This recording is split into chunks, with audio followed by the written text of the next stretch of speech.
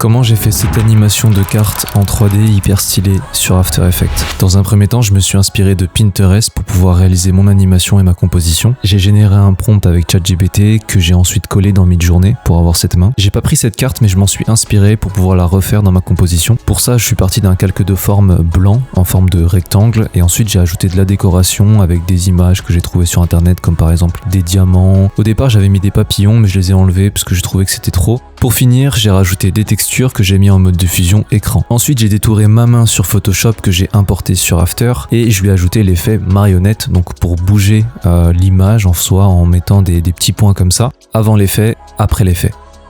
J'ai fait un masque autour de la carte pour qu'on ait vraiment l'impression qu'elle soit vraiment dans ses doigts. J'ai animé sa position en même temps que la main pour qu'elle suive jusqu'en haut.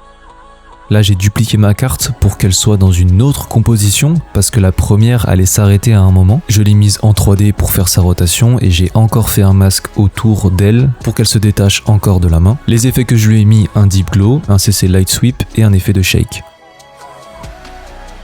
Maintenant pour le fond, j'ai utilisé ChatGPT et Midjourney. De base, le fond sans aucun effet ressemble à ça et vous allez voir qu'en rajoutant des effets par-dessus, on va avoir un fond assez personnalisable, assez stylé. Le but pour moi avec ce fond, c'était aussi d'avoir quelque chose d'assez sombre.